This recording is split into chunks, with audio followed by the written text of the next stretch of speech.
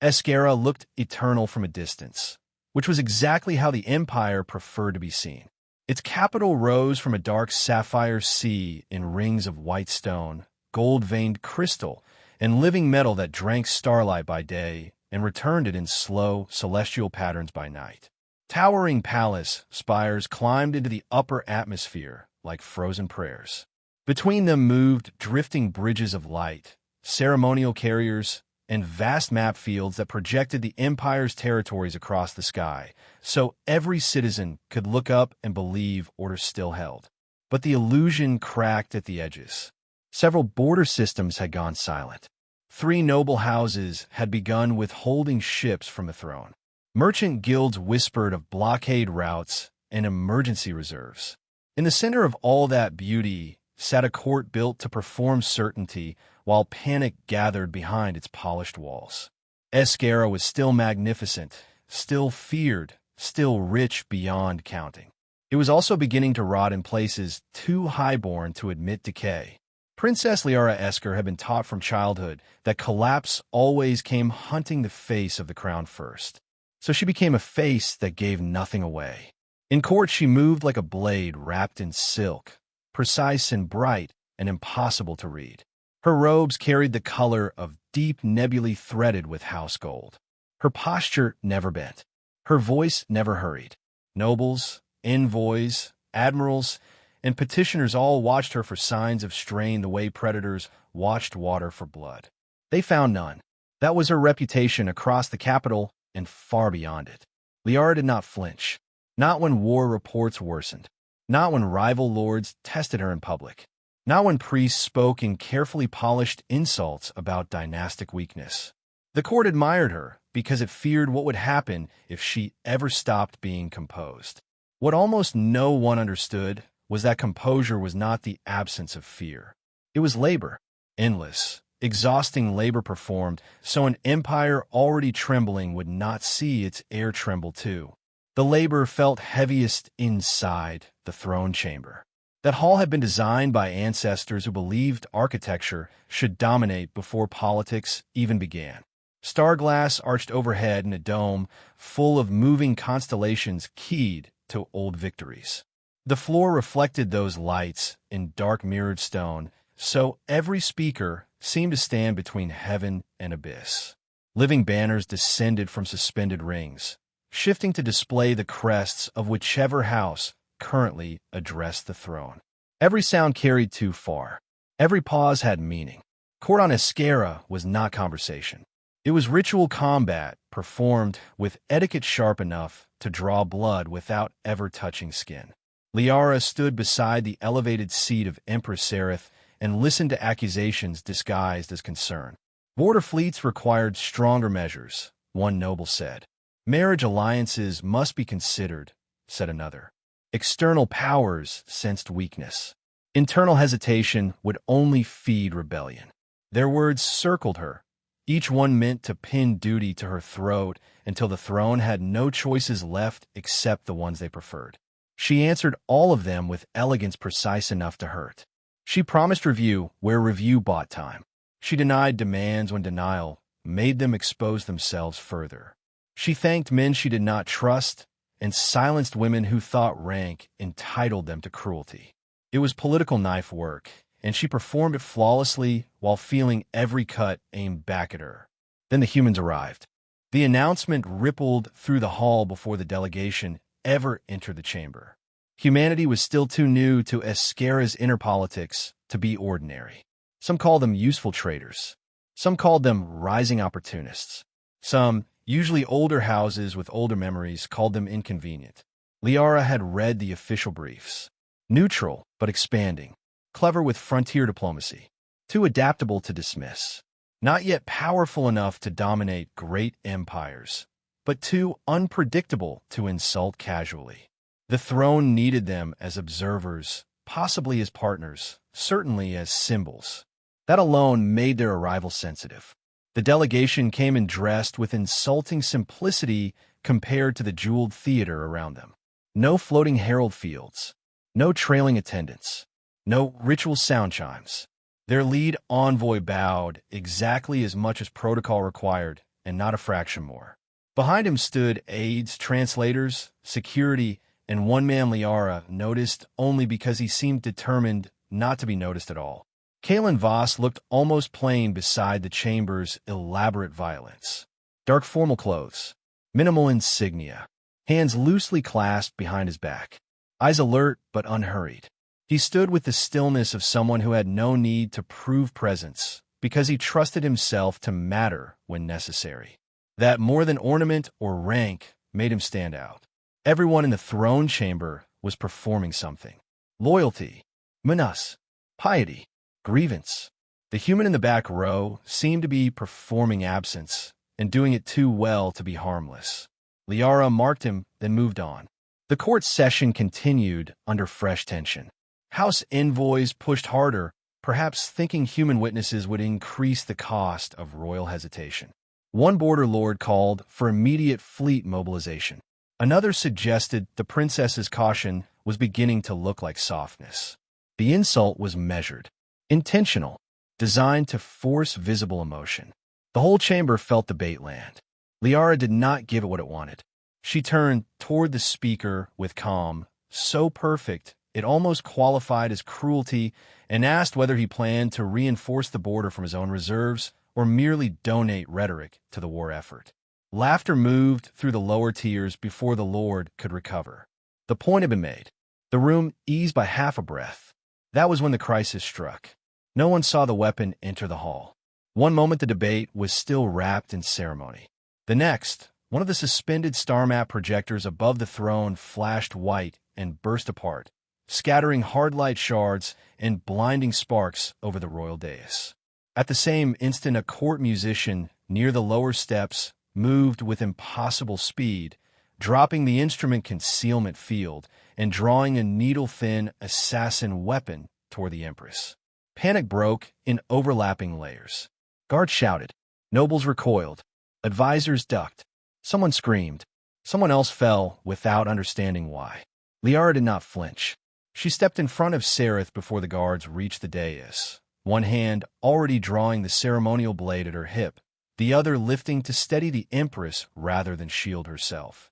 She did not scream. She did not stumble. She watched the attacker coming and met his momentum with a slash so sharp it diverted the killing line just enough for a guard spear to punch through the assassin's shoulder. Blood struck the mirrored floor in a bright arc under falling starlight. The chamber might still have descended into chaos if not for the quiet human.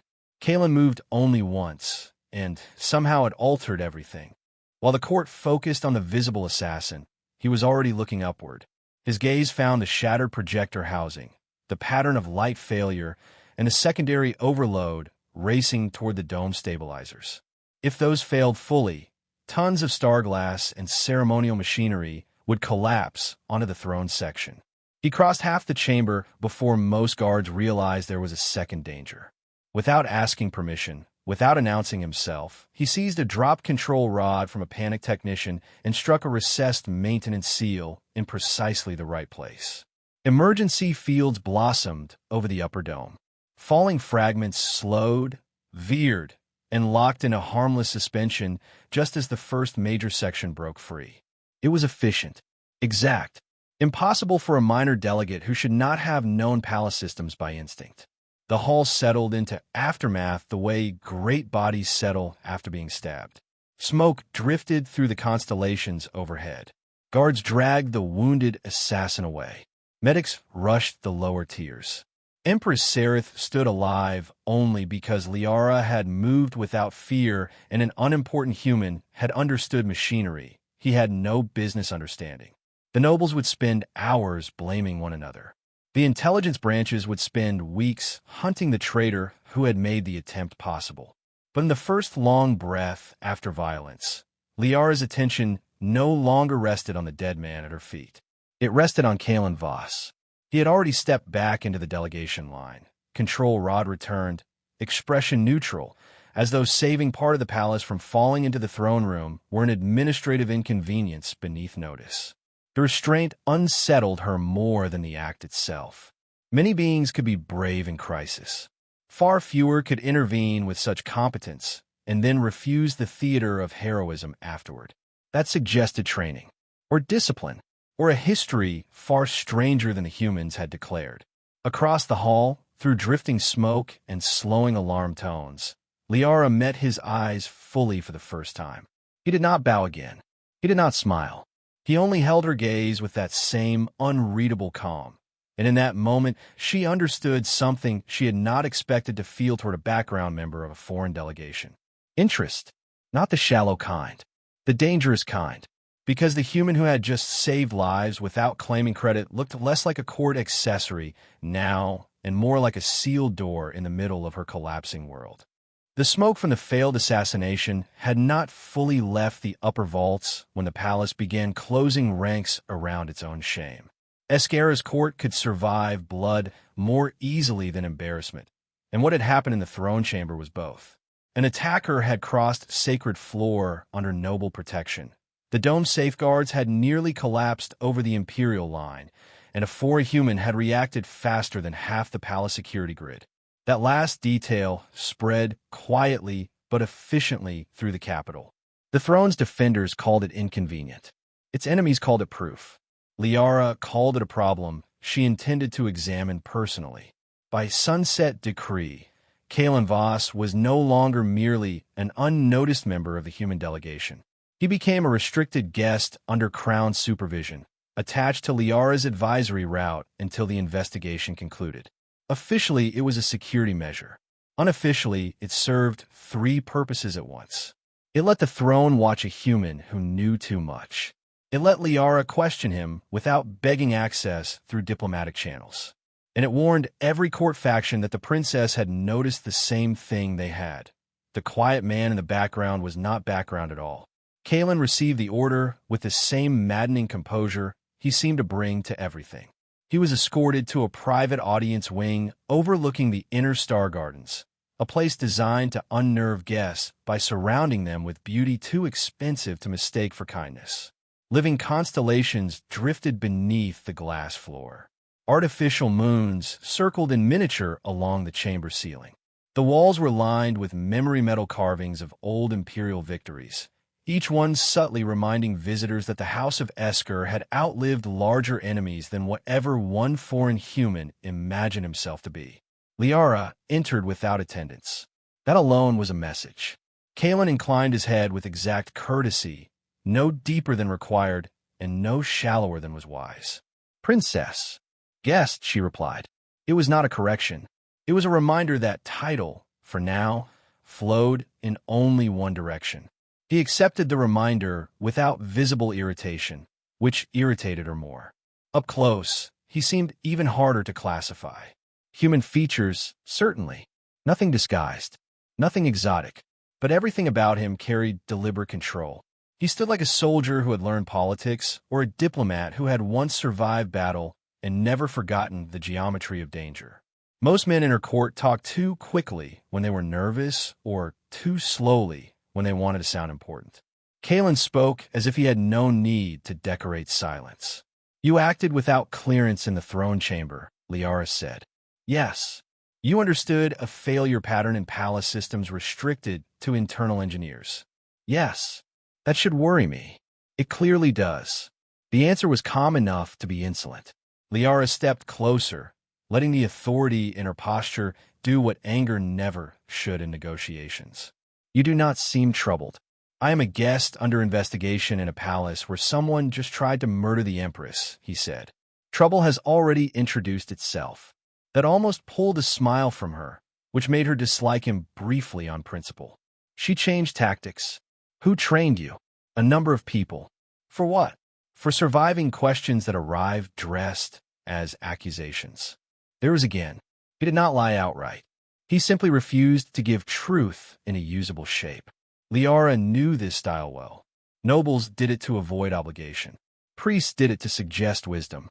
Spies did it because direct answers shortened their life expectancy. On Caelan, however, the evasions felt less like fear and more like discipline. That made them harder to break. "You knew the stabilizer lock pattern," she said. "Why?" His gaze shifted briefly toward the memory metal walls. "Some architectures repeat." This one was built before humanity had charts to our region. Officially, the word landed between them like a blade laid on a table. Lyara did not move. That is a dangerous word to use in this palace. Then perhaps it belongs here. For one beat, neither spoke. The chamber had become smaller without changing size. That was the effect he had on rooms. He filled them not through noise, but through withheld weight. Lyara realized then that intimidation would not work on him in the usual ways. Rank alone could not shake a man who had already measured something larger than rank and found it survivable. Outside that room, the Empire continued fraying. Emergency reports arrived in dense waves. Border defense arrays over the Marin Reach had gone partially dark. A convoy carrying relief cells to a loyal outer moon had vanished near rebel territory. Prince Consul therein, smiling as always, renewed pressure for a strategic marriage compact that would bind Lyara to his powerful line while quietly stripping her future authority. Two other houses demanded immediate retaliatory strikes along the frontier, despite lacking the ship commitments to sustain them. The failed attack in the throne chamber had not humbled her enemies. It had made them bolder. Weak regimes, they believed, became most manageable in the hours after surviving their own scandal. The presence of humans at court only sharpened the knives. Anti-human sentiment, once refined into polite distance, now found louder voice. Some houses suggested the assassination attempt had been made possible by foreign interference. Others claimed the human delegation had orchestrated the crisis in order to prove usefulness and gain access to restricted zones. Lyara recognized the maneuver immediately. When an empire fears its own cracks, outsiders become convenient tools for denial. General Vaylor was less subtle. He requested private military review and spent the entire audience standing as if chairs were concessions made for lesser species. He was old for active command, broad-shouldered, scarred across one side of the face from a border plasma burn he had never permitted surgeons to fully erase. Vaylor distrusted most people on principle and humans specifically by habit reinforced through frontier service. "The one called Voss is wrong," he said. Lyara leaned against the strategy rail above the rotating border map. "Wrong how? Too observant, too calm, too useful at the exact moment danger became public. That is not evidence. That is discomfort. It is survival instinct." She let that pass. "You think him a spy? I think he is either more than his delegation claims or less honest than they deserve. Those are not mutually exclusive." Vaylor's expression suggested he disliked being answered with his own level of precision. "Permit me to examine him directly." "No, he is in your wing, which means he is under my authority, until he stops being manageable." Lyara turned then, full royal cold returning to her face. "General, if I require help fearing one unarmed human under guard, I will send for you." Vaylor bowed because he had to, not because he agreed. When he left, his silence carried the promise of independent action. Elsewhere in the palace, Archivist Neril found the first true fracture in official history. Neril served the dynasty in a role older than libraries and more dangerous than priesthood. Part historian, part curator of sanctioned memory, part keeper of things emperors claimed to revere while quietly locking away. They lived in the lower archive vaults among whispering data cylinders, preserve hololiths, and sentient index threads old enough to resent interruption.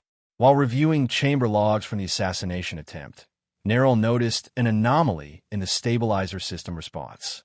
The emergency override pattern Caelan had used matched not modern palace schematics, but a pre-dynastic maintenance lattice buried beneath later renovations. Curious scholars were the Empire's most respectable form of threat, and Neril was very curious. The deeper they searched, the stranger the records became. A sealed construction layer from the palace's earliest foundations contained notation in 2 languages, not one.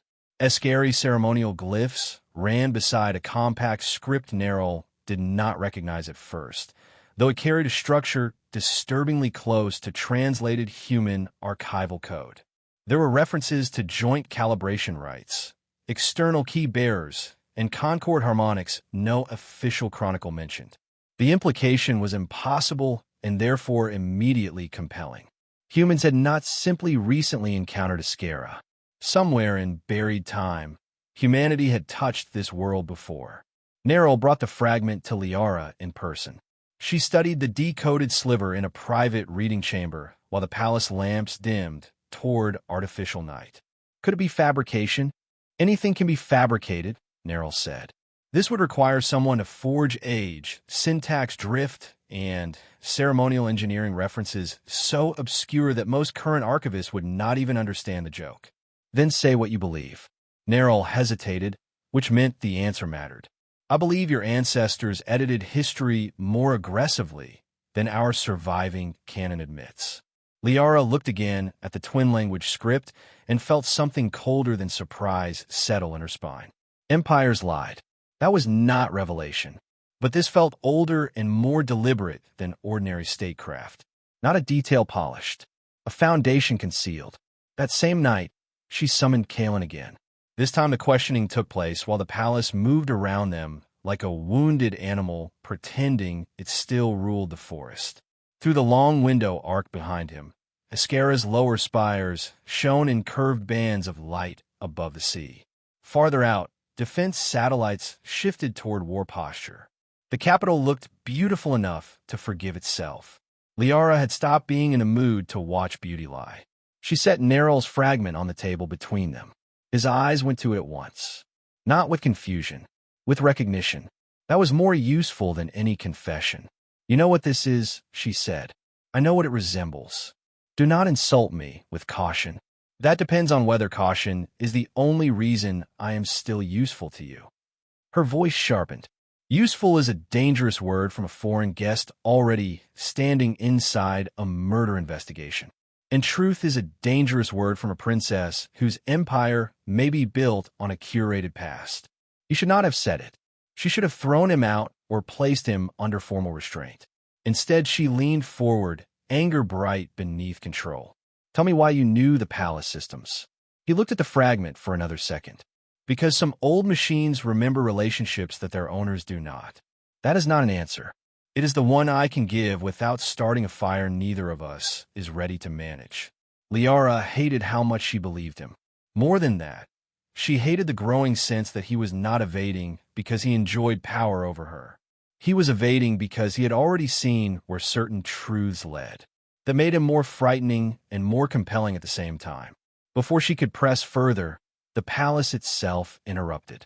A tremor moved through the floor, subtle at first, then deep enough to stir the hanging lights. Warning sigils ignited along the chamber walls in old gold rather than modern blue. Somewhere beneath the palace, far below throne level, something vast had awakened just enough to remember its own name. Caelan was already turning toward the source before the second tremor hit. You felt that before the alarms, Lyara said. I recognized it. From where? He did not answer. He moved. She followed because she refused to be left in ignorance inside her own palace. They descended through restricted corridors opened by emergency priority, escorted at first by guards who gradually fell behind as systems began misbehaving in ways modern security did not understand. Doors unlocked before clearance checks. Light panels shifted to archaic patterns. Old guidance sigils emerged beneath decorative layers and pointed downward. The deeper levels of the palace had not been used ceremonially in centuries. Here the architecture lost its polished courtliness and became something older, heavier, closer to function than performance. At the lowest active threshold, they entered a chamber built around a dark circular dais of stone and metal older than the dynasty above it. A suspended lattice of pale light turned slowly overhead like a sleeping constellation beginning to dream again. Neril arrived breathless through a side access route, clutching archive strips. Valor came moments later with armed guards and a face that suggested every bad instinct he possessed had just been vindicated. No one had time to argue.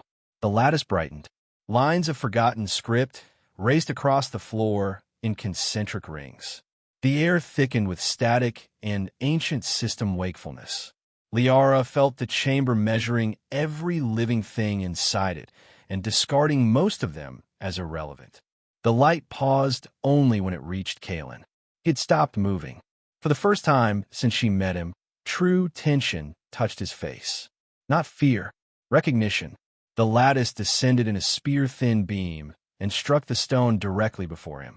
A voice followed, not loud, but so deep with age and command that everyone in the chamber felt it more than heard it. It spoke in Old Aeskara first, then in a language Lyara did not know, and finally in the trade tongue all of them could understand. Concord Authority Pattern recognized, it said. Stand by, Warden Dash. The title that followed meant nothing to the modern empire. But the chamber knew it, and so suddenly did Caelan. The chamber stayed silent for one impossible second after the ancient system spoke. Then everything became danger at once. General Vaylor's guards raised their weapons before anyone gave the order, instinct beating protocol by a heartbeat. Archivist Nerol went pale with the kind of fear scholars only feel when history stops being abstract and begins making demands in real time. The pale lattice above the dais continued to turn in slow circles, casting old light across newer walls, as if the palace itself were peeling back layers to expose a face the Empire had spent centuries teaching itself to forget. Caelan moved first, but not violently. He stepped back from the beam of light and said the one thing least expected in a moment like that. Do not let them fire. The words were for Lyara, not the guards. She heard that immediately.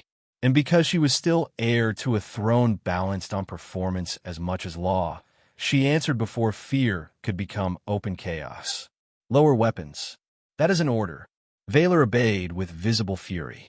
His soldiers obeyed with visible confusion. The difference mattered. In empires near fracture, institutions often survived only because enough people still remembered the shape of command, even when they no longer trusted its purpose. The chamber lights dimmed again. The old system's beam withdrew from Caelan and folded back into the spinning lattice overhead, as if some buried intelligence had recognized him, judged the moment unstable, and chosen not to continue speaking in front of witnesses it considered unworthy. The silence left behind felt worse than the voice. A title no one understood had just passed through the center of the palace like a knife through silk, and every person in the chamber knew instinctively that they were now standing inside a truth larger than the official empire. Vaylor's eyes never left the human. What are you? Caelan did not answer him. He looked instead at Lyara, and for the first time she saw a strain around the edges of his control. Not panic, not guilt, something older than that. Something like the exhaustion of a man watching a locked door finally begin to open because someone else had broken the wrong seal at the wrong time. Lyara kept her voice cold. You will explain. I will, he said, if we survive the next 12 hours. That was not the kind of answer she tolerated from anyone. On him, in that room, with old machines waking beneath her dynasty's foundations, it sounded less like evasion and more like a warning. He was right. By dawn, rumors had spread through the capital faster than any official sensor grid could contain them. The palace had activated a forbidden chamber. The human had triggered it. Ancient systems had called him by a hidden rank. Some versions said he was an assassin embedded in the delegation. Some said he was a lost claimant to old Aeskara law. Others, more dangerous because they felt almost religious, whispered that the throne's foundations recognized him more readily than they recognized the bloodline currently ruling above them. On unstable worlds, rumor was not idle talk. It was pre-Civil War weather. Rival houses moved quickly. Prince Consul Theron presented himself at the morning emergency council, smiling the way only predators and surgeons smiled before cutting. He wore mourning silver for the failed attempt on the Empress, outrage for the palace security breach, and polished concern for the Empire's stability. He suggested that in times of confusion, the people required visible continuity. A marriage between himself and Princess Lyara, he explained with insulting delicacy, would reassure the fleets, consolidate loyal houses, and prevent foreign influence from deepening current uncertainty. Lyara listened without changing expression. The proposal was not really a proposal. It was a threat dressed as rescue. Marry him, and he would leash his faction to the throne long enough to survive the crisis. Refuse, and he would imply to every watching power that the princess preferred scandal with a human to stability with her own kind. The fact that he chose this moment to press the issue told her he already believed the palace secret would become public eventually. He wanted leverage before truth could organize itself. "I appreciate your devotion to imperial continuity," Lyara said, every word polished thin as winter glass. "I would appreciate it more if it arrived with ships instead of theater." A few counselors looked down. Others looked delighted. Therein only widened his smile. "Your Highness mistakes urgency for performance." "No," she said. "I mistake ambition for patriotism, and I do so accurately." He bowed to cover the hit, but it landed. Outside the capital, the borders worsened.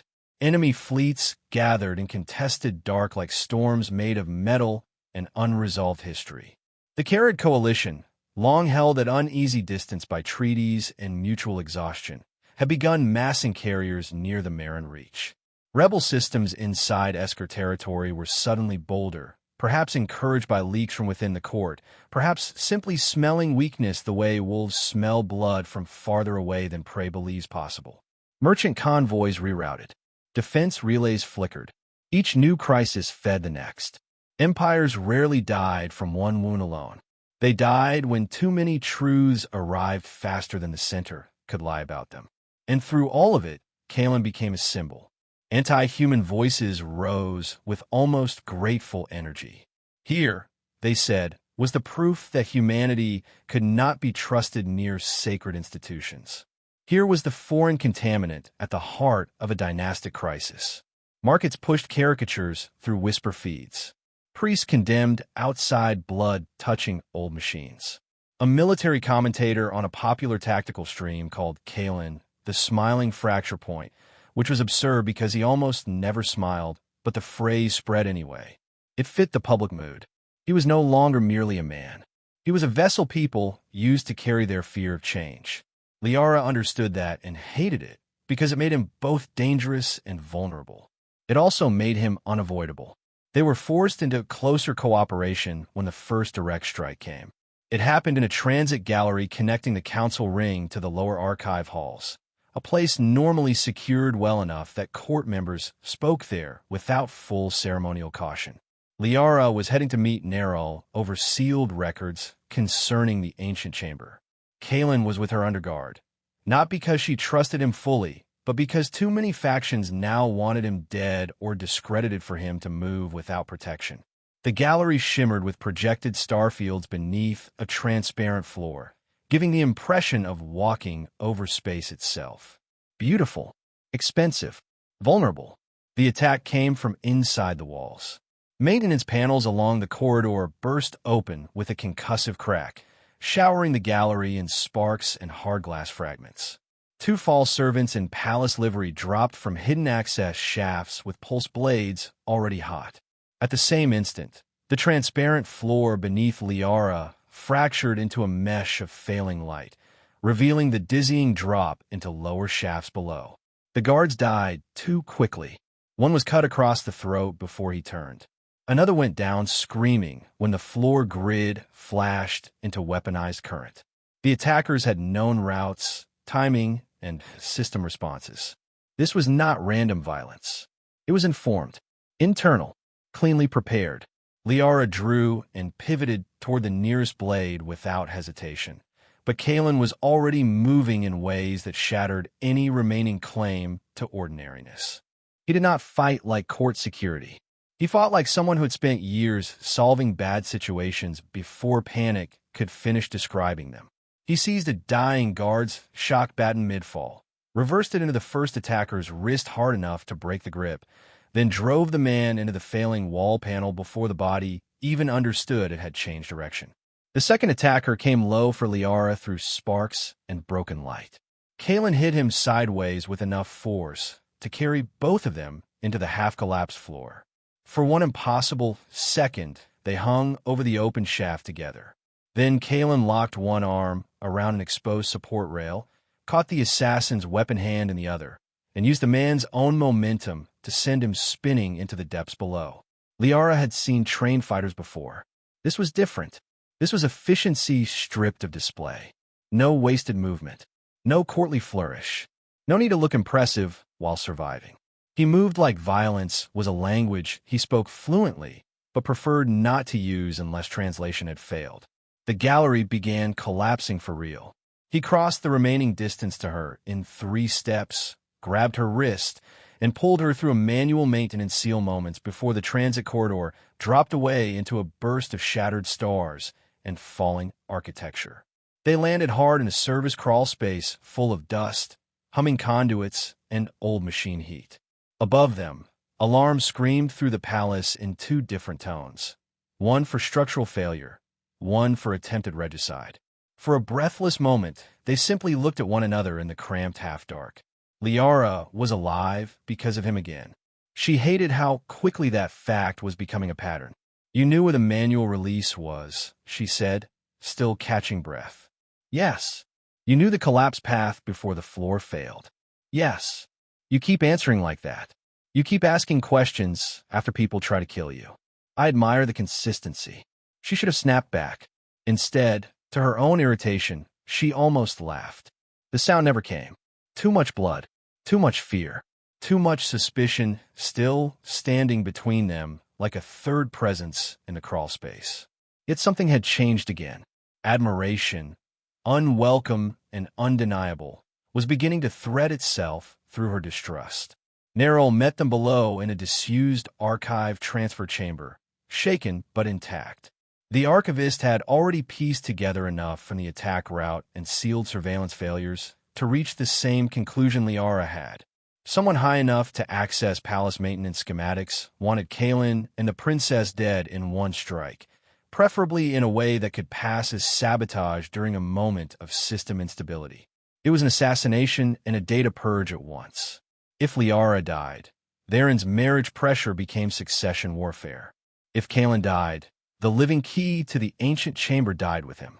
If both died, the truth could be buried beneath official mourning. Neril brought more than suspicion. From the lower archive wells came fragments old enough to make everyone in the room quieter than fear alone could manage. Records from the pre-dynastic period showed emergency alliance references between early Aeskara survivor houses and a human-led force identified only through damaged Concord marks. Another fragment described joint guardianship of the Sky Vault after a cataclysm that shattered fleet lanes and nearly ended multiple young civilizations. Human signatures appeared beside ancestral Aeskari seals. Not conquerors, not invaders, partners. Lyara read the recovered lines in silence that felt like betrayal turning over in her hands. Her empire had not merely met humanity once before. It had survived beside it. "What was erased?" she asked. Neril answered with visible reluctance. Enough that whoever did it feared memory more than war. Caelan said nothing. That silence became its own accusation. They had no safer choice now but to go deeper. The lower palace records were too damaged, too curated, too exposed to interference. If the old alliance had truly existed, fuller proof would lie beneath the ceremonial layers of the current empire, in the sealed vault architecture predating the dynastic revisions. Access required the ancient chamber's pathways, which now reacted to Caelan whether he wanted them to or not. So Lyara descended beneath her own inheritance with the man she least understood and most needed. The hidden vaults below the palace were not beautiful in the modern imperial way. They were older, sterner, built by minds who feared collapse more than they valued spectacle. Corridors of black alloy and pale stone curved beneath the capital like buried arteries. Dormant interfaces glowed to life as Caelan approached, reading something in his blood, his bone, or some deeper geometry of identity the palace still remembered. Doors unopened for centuries unlocked without resistance. Dustless air moved through chambers no official record acknowledged. Along the walls ran murals unlike the triumphalist stories of the upper palace. These showed evacuation fleets, ruined moons, shared shelters, beings of different species standing under one field of stars not in conquest, but in aftermath. Lyara stopped before one relief panel carved in luminous metal. A human figure stood beside an Aeskari ancestor, both with hands pressed to a circular engine between them. Above them ran an inscription translated imperfectly by the vault's waking systems. Concord was forged so the survivors of enemies would not become the property of victory. She stared at the words until they blurred. It was not just lost history. It was a different moral foundation than the empire she had inherited. Her dynasty claimed divine stewardship over order. These records suggested an older promise rooted in mutual survival, restraint, and shared guardianship. If true, then much of what Aeskara called sacred legitimacy had been built not only on omission, but on reversal. Caelan watched her read. "You knew," she said. "Pieces. How many pieces?" "Enough to come here." "And judge us?" she asked, turning on him with anger sharpened by humiliation. "Was that your purpose? To stand in my court under a false name and decide whether we were worth saving?" He met the fury without retreating from it. "Would you rather I answered that dishonestly?" That was the worst possible response, because it meant the answer was yes. Lyara felt the floor tilt beneath assumptions she had worn all her life. Her empire might be built on betrayal. This human might be tied by blood or office to systems that predated her throne. And somewhere beneath all of it was the unbearable possibility that he had not come merely as envoy or guest, but as evaluator. Yet even then she could not reduce him to enemy. She had seen him risk himself twice for her and once for her mother. She had watched him choose restraint where others would have seized leverage. He was hiding too much. He was also, maddeningly, acting with more responsibility than many born into power around her. Trust began there, not as comfort, but as the recognition that both of them were trapped inside truths larger than pride. Behind them, in the upper palace, General Valor was discovering enough to become dangerous in a new direction. He had traced old military exclusions tied to the chamber activation and found references to Concord Command inheritance embedded deep in forbidden defense law. For a man who had built his life around protecting Aeskara from external threats, the idea that ancient palace authority might answer to a hidden human line was intolerable. It could turn him ally if he believed the truth necessary. It could turn him executioner if he decided survival required killing the truth before it finished waking. Nerul, meanwhile, understood something just as terrible. If the full archive emerged publicly, it would not merely shame houses or weaken rivals. It could shatter the divine image of the throne itself. Lyara was fighting to save an empire whose legitimacy might not deserve saving in its current form. The archivist saw the contradiction and did not know whether preserving truth would also destroy the one figure still decent enough to guide the aftermath. Every revelation made the path forward harder. Every revelation also made turning back impossible. At the deepest point of the vault sequence, they entered a circular chamber open to the planet's bedrock and the slow thunder of buried engines. In its center stood a dormant interface ring larger than a council chamber, wrapped in old human and Aeskari script, waiting for the right key to wake it fully. The air vibrated around Caelan as if recognizing him. Lyara looked at the ring, then at the man beside her, and understood with growing dread that whatever he truly was, he was not close to the center of this mystery by accident. He was part of the lock. The ring woke as if the palace had finally run out of patience with its own lies. Light flooded up from the buried interface in silent columns, pale at first, then deepening into layered bands of gold, blue, and a white so cold it seemed older than language. The chamber floor broke open in concentric script lines racing beneath Lyara's boots, old Aeskari braided with human command glyphs and symbols from at least 3 extinct Alliance dialects she had never seen in any sanctioned archive. The walls began to hum. Far above them, through kilometers of palace stone and imperial vanity, alarms rolled across the capital in rising waves. The core was no longer stirring. It was waking. Caelan stepped back from a ring as if instinct told him exactly how dangerous recognition could become. It was already too late. The air thickened. A pressure settled over the chamber, not physical, but juridical, ancient, almost sacred in the ugliest and most off-filled sense of the word. Lyara felt examined down to bloodline and oath. The interface was not merely scanning for identity. It was measuring continuity, betrayal, authority, and perhaps something more difficult than all of them: worthiness. Then the voice came. It rose from everywhere at once. From the ring, from the buried walls, from the black stone beneath their feet, and from the very memory of the palace that had hidden it for centuries. It spoke first in an old human register 2, clipped to be ceremonial, then an archaic Aeskara, and finally in the trade tongue, so no one present could mistake what was happening. Concord Vault authority chain restored. Final living human warden confirmed. The chamber seemed to lose temperature. Neril inhaled sharply, as though an entire profession had just been vindicated and ruined in the same breath. Guards near the threshold shifted in visible fear. Vaylor, who had arrived moments earlier with loyalist units and a face carved from military certainty, went still in the way only dangerous men went still when rage became more useful than movement. Lyara looked at Caelan. At last, the impossible had shape. Not a spy, not merely an envoy, not just a man with hidden rank and irritating restraint.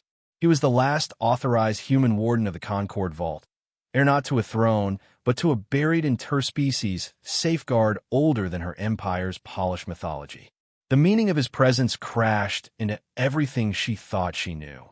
His calm in the throne chamber, his refusal to be impressed by ritual, his intimate knowledge of palace systems no living court engineer should have understood. Even his caution now made brutal sense. He had not entered Aeskara as a beggar before imperial greatness. He had entered as a final witness, standing inside a test. Enemy fleet alerts erupted across the chamber walls. That was the cruelty of history. It never waited for emotional clarity.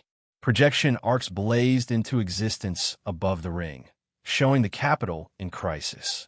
Carrot carriers had crossed the outer defense lines in mass formation. Internal defense relays were responding too slowly, perhaps compromised, perhaps deliberately throttled. Across the palace, armed loyalists and Theron's private retainers were already clashing in corridors under competing emergency claims. Empress Sereth had collapsed in the upper sanctum during evacuation. Whether from illness, shock, or sabotage hardly mattered yet. The Empire was under attack from outside and inside at the same time, and deep beneath the throne, the dead truth had decided this was the hour to speak. Theron arrived before the next alarm cycle ended. He entered with his own armed escort through a secondary access corridor that should not have been available, which meant someone in Palace Command had already chosen his side. His smile was gone now. Ambition looked less elegant when it expected to have to kill for punctuality. He took in the glowing ring, the system projections, Caelan standing inside ancient light, and Lyara still unbowed beside him. For one brief moment, genuine uncertainty crossed his face. Then calculation returned. So the rumors were small after all, he said.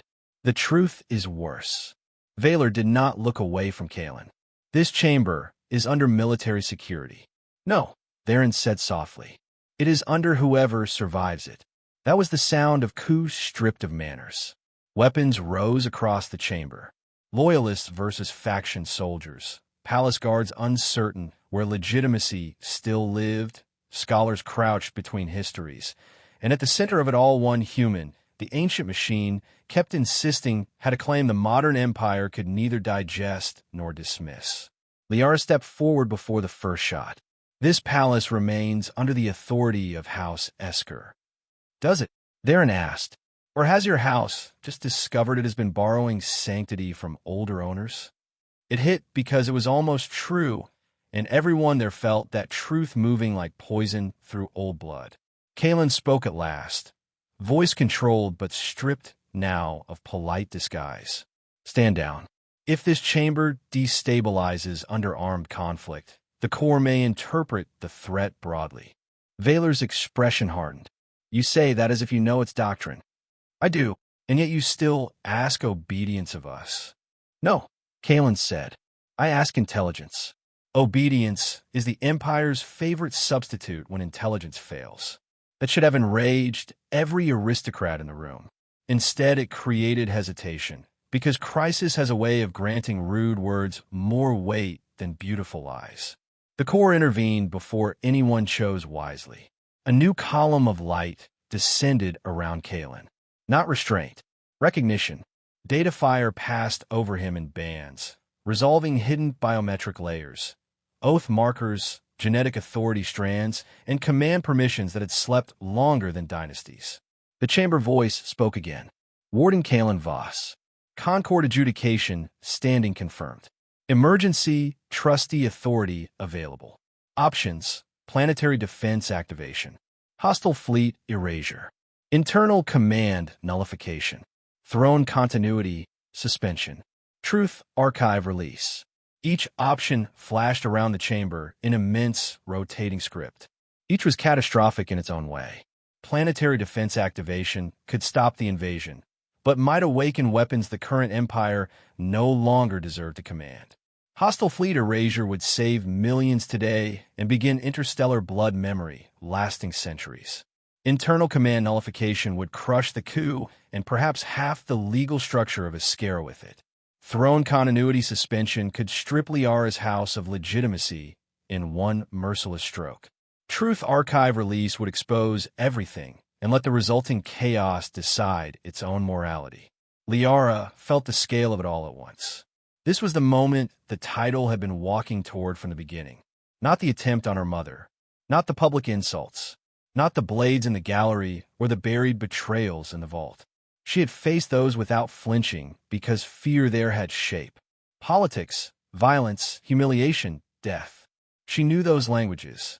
But now the palace itself had placed impossible power into the hands of the quiet human who had stood beside her, wearing modest rank like a curtain.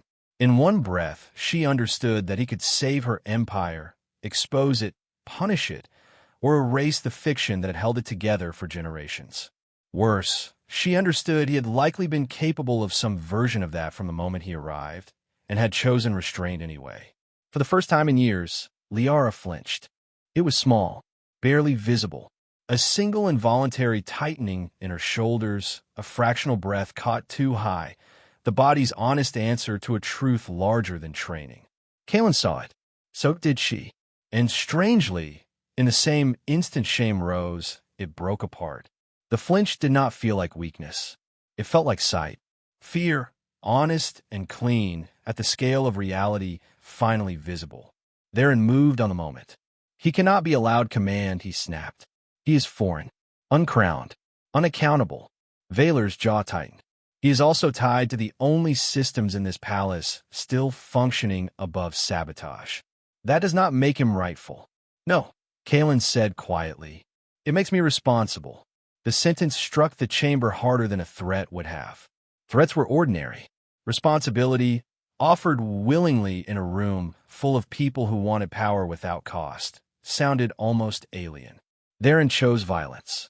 His escort opened fire toward the ring. The chamber exploded into motion.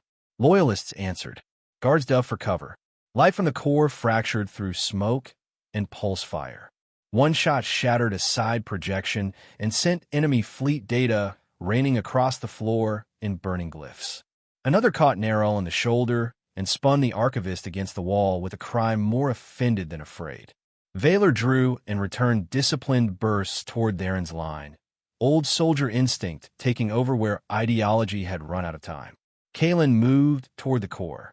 Two of Theron's men cut to intercept, and Lyara intercepted them first. She did not fight like Caelan. He was all efficient geometry and compressed violence. Lyara fought like royalty stripped of audience.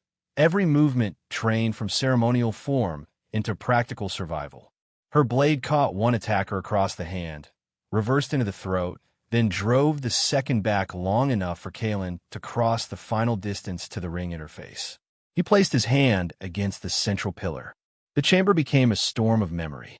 The full truth opened, not in fragments this time, not in damaged archive whispers, but in intact record streams pouring into air above every combatant whether they want a revelation or not. The Concord Vault had been forged after an ancient interspecies war that nearly shattered early civilization across multiple systems. Too many survivors, too many mixed refugee populations, too much grief, and too many chances for victors to turn the displaced into controlled labor, political hostages, or useful dead. So the Concord had been built as safeguard and witness, binding former enemies into monitored mutual obligations under shared vault authority. Humanity had not ruled it alone, but humans had served as final wardens because they were judged unusually difficult to intimidate with status and unusually stubborn about personhood once they committed to a principle. Centuries later, the Aeskara throne had indeed sworn to maintain the pact. Then later emperors had chosen glory over memory. Human authority threads were buried. Concord language was erased from public canon. Sacred technologies were repurposed into dynastic legitimacy. Shared guardianship became inherited divinity. The old alliance was not merely forgotten. It was consumed, digested into imperial myth, and taught back to the galaxy as native Aeskari destiny. Lyara watched her own house's lies unfold in unbearable beauty. This was what Neril had feared. Truth did not arrive politely. It pulled masks off bones. Caelan stood inside the record storm with his face lit by dead centuries. He had known enough to suspect, perhaps enough to prove privately, but not, Lyara guessed now, enough to understand all of it until this moment. That mattered. It meant he had entered their court not with perfect certainty, but with burden. He had come as evaluator because someone had to determine whether Aeskara had become so corrupted that the Concord should expose it or let it die behind its own stolen lights. Therein screamed over the rising archive surge. Shut it down. The core answered before anyone else could. Adjudication required, it said. Warden may execute punitive inheritance. Warden may nullify false sovereign continuity. Warden may authorize total defense. Punitive inheritance. There it was. Justice with vengeance hidden inside it. Caelan heard it. Lyara saw him hear it. The temptation passed through his face not as lust for power, but as grief sharpened into possibility. With one choice, he could strip the throne, in the coup, erase the invaders, and call it lawful correction. He could make history kneel. He would even have reasons. That was what made the moment truly dangerous. Lyara crossed the chamber through smoke and falling data light, and caught his wrist before the core could finalize command. If you do this alone, she said, breath harsh but voice steady, then all we prove is that power changed hands and learned nothing. His gaze locked on hers. Around them, the palace shook. Above them, ships died in orbit. Beside them, the old machine waited for a single will to define justice for worlds. You may not deserve trust, she said. Neither do we. But if there is anything left of the thing this was meant to protect, then do not save us by becoming another throne. For the first time since the revelation, something unguarded moved in Caelan's expression. Pain, respect, perhaps relief that someone else could see the trap clearly enough to name it. He looked to the options burning in light. Fleet erasure, nullification, suspension, release. Then he chose the third path neither empire nor vengeance would have preferred. Limited defense only, he said. Intercept invasion vectors. Protect civilian centers. Preserve surrender corridors. The core acknowledged. He continued, louder now, every word turning the chamber away from conquest and toward consequence. Release full truth archives to public channels.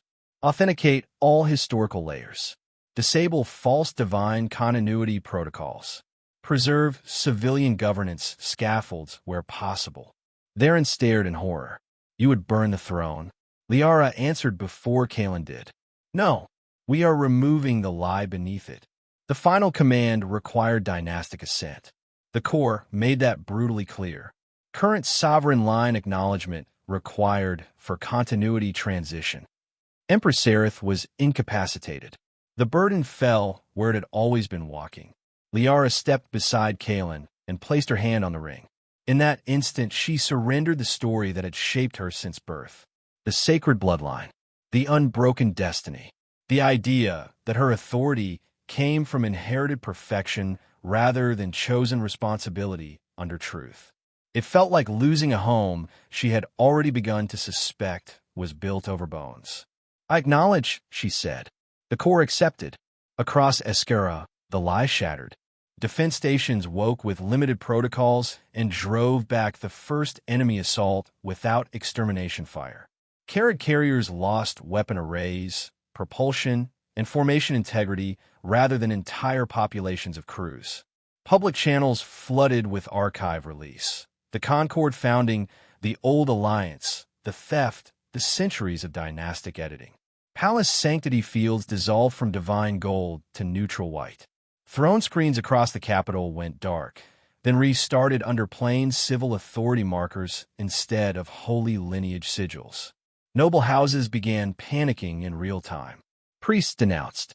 Citizens watched. Soldiers froze mid-order as the meaning of obedience changed beneath their feet. It saved millions. It also destabilized everything. When the chamber finally stilled, Theron's faction was broken.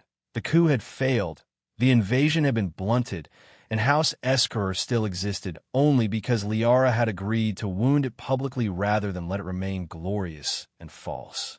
Nerol bled over the recovered record slates and laughed weakly, like someone who had waited a lifetime for history to become unbearable. Valor stood amid fallen men and ruined certainty.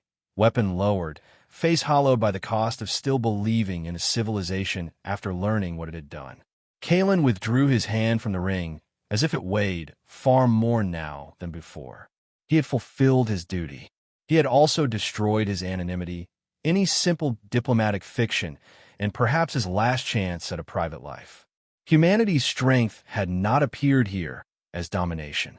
It had appeared as restraint so severe it hurt, as power held back when it would have been easiest to make righteousness indistinguishable from revenge. Lyara looked at the ruin around them and understood that the Empire had been saved only by being forced to stop pretending it had always deserved survival. The war above was not over. The political fracture below was only beginning. The old myth had died. The future, uncertain and unblessed, had begun. And standing in the center of it, the human whose true identity had finally become visible looked less like the conqueror so many would now imagine and more like what he had always secretly been. A witness with the terrible authority to decide whether mercy was still worth offering. By dawn, the Empire still existed, but no one could honestly pretend it was the same Empire.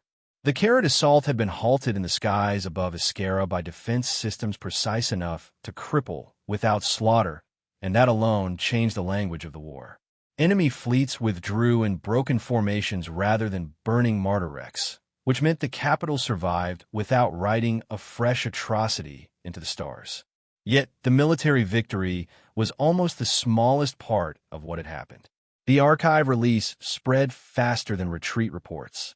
Every world tied to the Imperial network woke to the same revelation at once.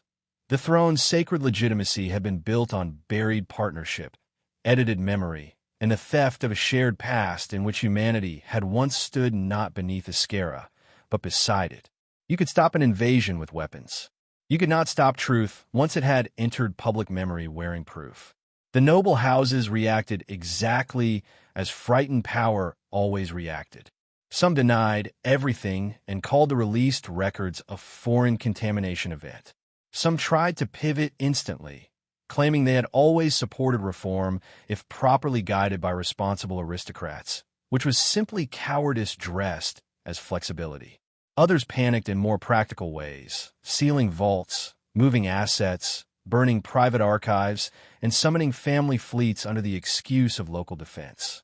Border systems paused their rebellions not out of renewed loyalty, but because the meaning of the center had changed too quickly to calculate. Allied species across the region demanded emergency review of old treaties, ancient labor structures, and dynastic claims previously treated as untouchable.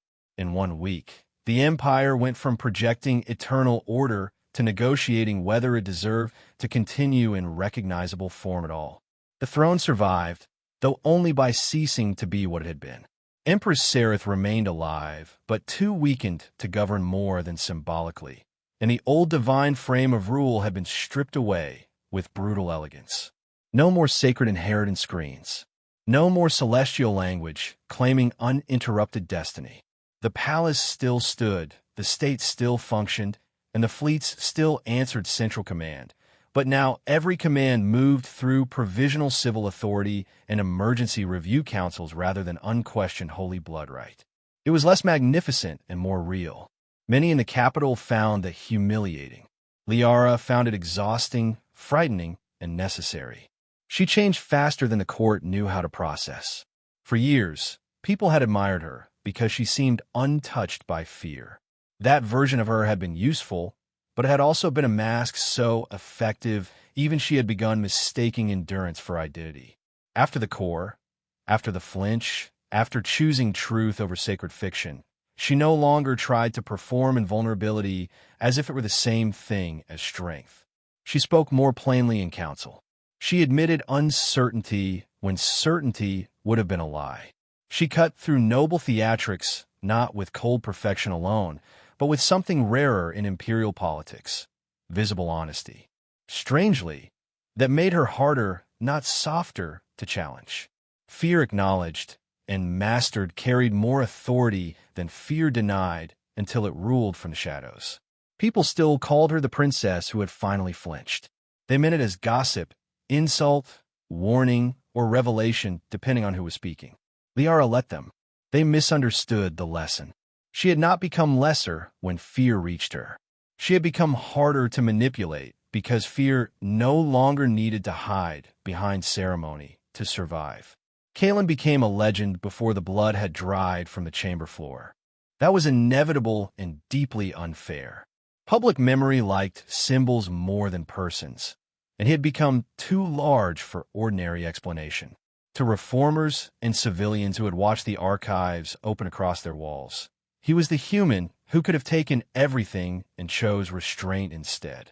To reactionaries, he was a manipulator who had infiltrated the heart of empire, exposed its weakness, and forced an entire civilization to break under foreign judgment. To military strategists, he was proof that humanity possessed older command lines and deeper historical reach than anyone had guessed. To frightened nobles, he was worse than an enemy. He was evidence that withheld power could be more dangerous than open aggression because it carried moral force as well as leverage. He hated the legend, which only made it grow. Requests for audience arrived from houses that had insulted his species days earlier. Threats came from loyalist cells calling him corrupter, thief, grave robber, and false judge. Diplomatic envoys from neighboring systems began asking carefully worded questions about other Concord remnants, other hidden authorities, other buried human roles in galactic history. He answered almost none of them.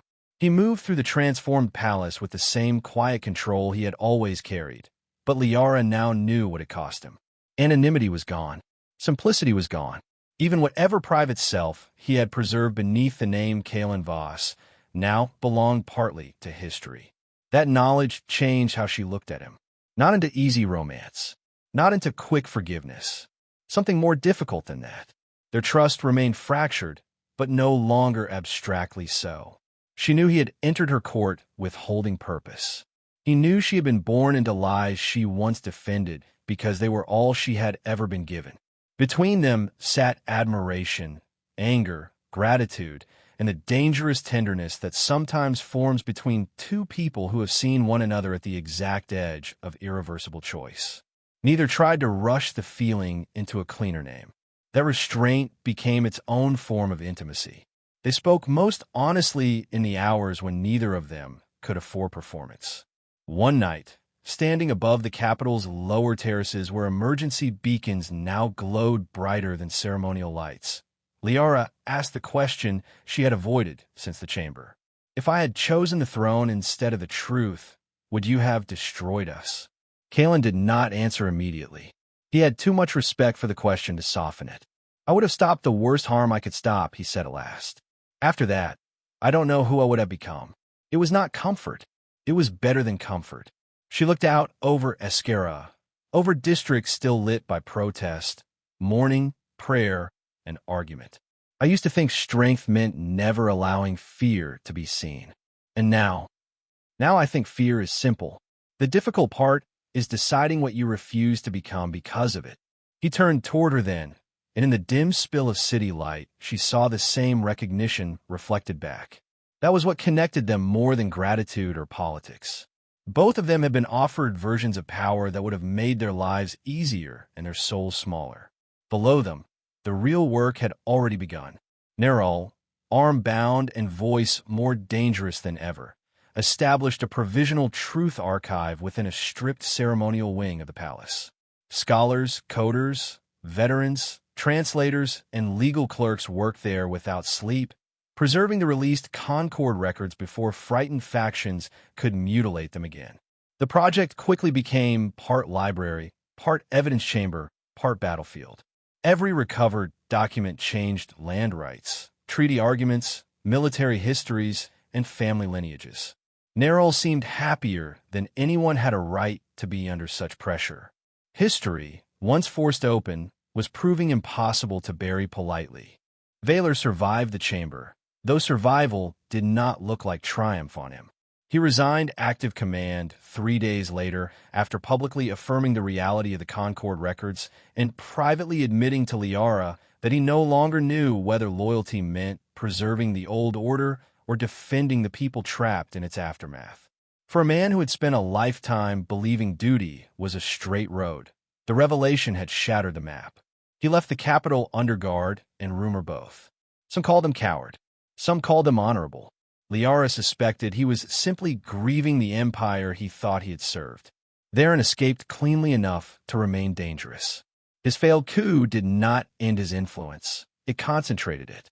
Reactionary houses, disgraced priests, and frightened elites now needed a face around which to gather, and therein provided one with polished brilliance. He began speaking of continuity, civilizational dignity, and the need to resist foreign humiliation. It was the old poison in fresher glass. He would not be the final enemy because stories this large never ended with one man, but he had become the shape backlash preferred to wear. That was the truth of the aftermath.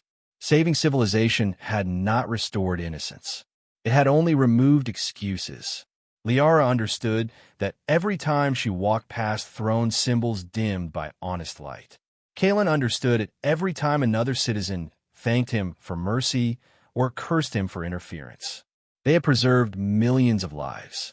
They had also ripped away a worldview powerful enough to organize empire for centuries. The future opening before Aeskara was more just than the past, perhaps, but not kinder, not clearer, and certainly not easier. Still, when Lyara looked at the capital now, she no longer saw only cracks. She saw people arguing in public where silence once protected rank. She saw allied envoys demanding fair renegotiation instead of kneeling for spectacle. She saw common citizens reading recovered history under street projections and discovering that truth, however painful, could belong to more than palaces. It was not hope exactly. Hope was too light a word. It was something heavier and more adult than that. A beginning earned after the death of illusion. And beside that beginning stood a human she did not fully trust, did not fully forgive, and no longer intended to underestimate again. Months later, the palace had learned a different kind of silence. Not the old silence of buried records and careful lies, but the quieter wait that followed after truth had passed through a civilization and left it unable to pretend innocence again. Deep beneath Aeskara's restored administrative tiers, below the ceremonial chambers now stripped of false divinity, the oldest levels of the palace core still glowed with slow decoding light. Broken Concord records turned in suspended rings above black stone. Fragments of ancient testimony stitched themselves together line by line. Lost names returned in patient pulses. The work no longer felt like excavation alone. It felt like listening to the dead explain how the living had failed them. Lyara stood beneath those drifting records without court armor, without heralds, and without the performance that had once defined her. She still carried composure like a blade, but it no longer existed to hide fear from the world. It existed to hold truth steady long enough for others to face it with her. That was the change. Months ago, she had believed strength meant becoming unreadable. Now she understood that real strength was the discipline to remain unbroken while seeing clearly. Caelan waited near the central ring where the old system had first named him. He looked much the same at first glance, which made the differences harder to miss. The quiet was still there, the infuriating restraint, the sense that he carried entire decisions behind stillness. But anonymity had left him. History had put a shape around him now. He stood less like a hidden man and more like someone learning what it meant to be seen after a long life of necessary concealment. For a while, neither of them spoke. The palace core hummed around them like an ancient mind choosing patience over interruption. At last, Lyara asked the question that had remained with her longer than anger. "Did you know I would trust you?" Caelan looked up at the rotating records before answering. "No." It was simple, unadorned, and because of that, impossible to mistake for comfort. He turned toward her fully. "I knew what your empire had done. I knew what mine had hidden by staying absent too long. I knew power was waking under your palace, and that if the wrong hands reached it first, the galaxy would inherit another holy machine wearing law as a mask. But trust." He shook his head once. "No, I only hoped you would choose truth before power chose for you." Lyara let the words settle. Months earlier, she might have heard accusation in them. Now she heard something harder and stranger. Respect. Not the shallow respect offered to crowns and titles, but the kind given only when one person has seen another at the edge of fear and watched them step toward responsibility anyway. Around them, the deepest Concord systems continued waking. That had become the next unbearable fact. Aeskara had not been unique. The palace core's activation had sent signals outward through dormant lattice paths buried across known and forgotten space. Since the day of the archive release, faint returns had begun appearing from systems missing in current star law, defense vaults sealed before modern empires were born, and witness archives long assumed dead. At first they came as corrupted pulses, then as repeating coordinates, then as old Concord identifiers, each one proof that the buried architecture of interspecies survival had once extended far beyond Aeskara alone. Humanity had not merely exposed a lie. It had restarted a network. Lyara stepped beside Caelan and looked into the vast display where the latest signals drifted like distant embers across a map no current school would have recognized as complete. Some points lay beyond stable trade lanes. Some glowed from regions officially uninhabited. One came from deep dark between powers that had spent centuries insisting nothing of value could survive there. Who were they waiting for? She asked. Caelan's expression changed in a way she had learned to notice now. Not fear, something older. Duty returning with teeth. Not me alone, he said.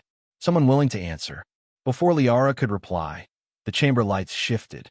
A single beam of pale white dropped into the center ring. Symbols cascaded through the air in old Concord script, then translated themselves through 3 eras of language before settling into words both of them could understand. The incoming signal was weak, damaged, and unimaginably distant. Yet the authority within it was unmistakable. Concord, Node Escher and Black restored partial awareness. Primary inquiry follows. The chamber paused, as if even the machines understood what weight the next line carried. Then the message resolved. Warden Caelan Voss, is the reckoning begun? The words hung between them, cold and immense. Lyara felt no urge to flinch this time. The first flinch had belonged to revelation, to the shattering instant when she understood how much had been hidden beside her. This moment was different. This was not fear of truth arriving. This was acceptance that truth, once awakened, traveled farther than any throne. She looked at Caelan, at the ancient network stirring in the dark, at the stars waiting beyond Aeskara's wounded sky. The galaxy had not grown safer.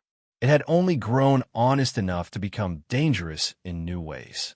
And somewhere out there, buried worlds, forgotten archives, sealed witnesses, and entire peoples might still be living inside the long aftermath of broken promises. When Caelan finally spoke, his voice was low, steady, and without illusion. It has now.